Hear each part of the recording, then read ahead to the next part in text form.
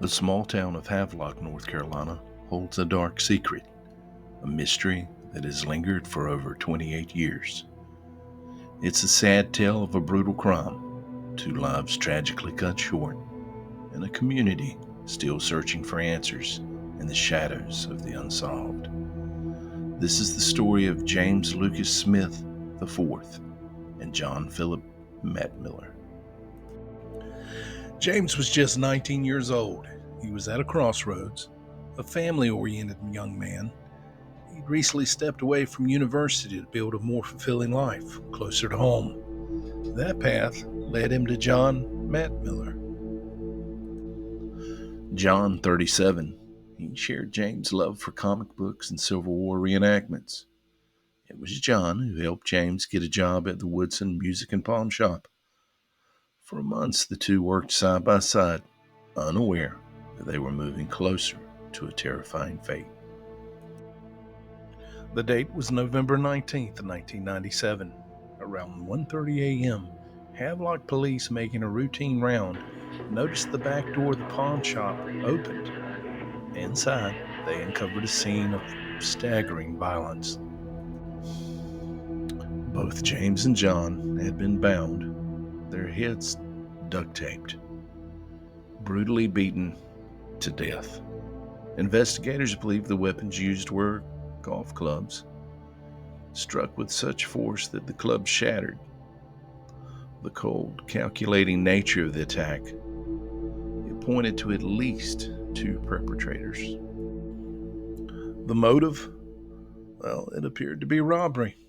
6 handguns and roughly $30,000 in jewelry were taken. Yet, strangely, other high-value items were left behind. The selectivity, it hinted at targeted theft, something more intentional than just a random smash and grab. A suspect sketch was released a year later. It was a lead, but one that didn't crack the case. Then in the year 2000, a glimmer of progress.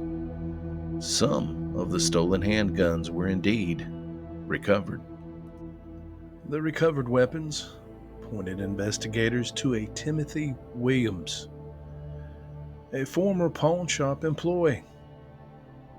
Williams freely admitted he had purchased the items shortly after the murders, but he also claimed he didn't know they were stolen.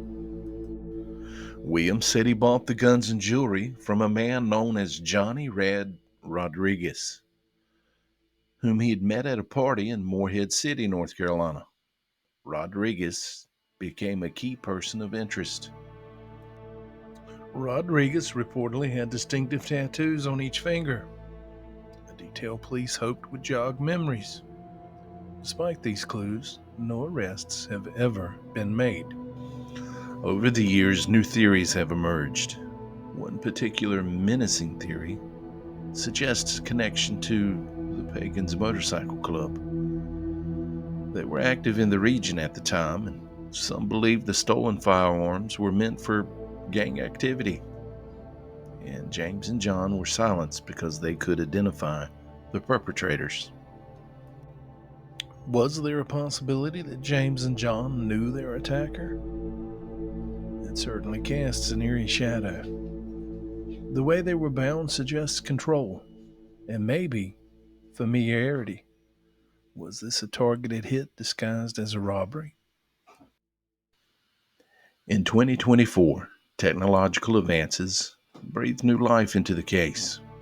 Evidence from the crime scene was submitted for advanced DNA analysis. Investigators also combed the areas around Greenfield Heights Boulevard, searching for discarded items or potentially hidden clues.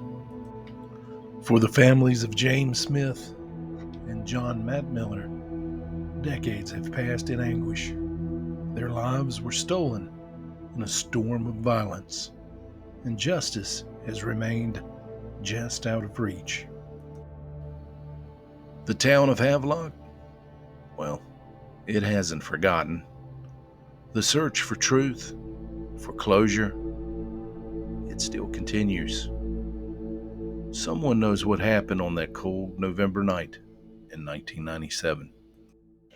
If you have any information, no matter how small, contact the Havelock Police Department because even after all these years, justice for James and John is still waiting in the shadows.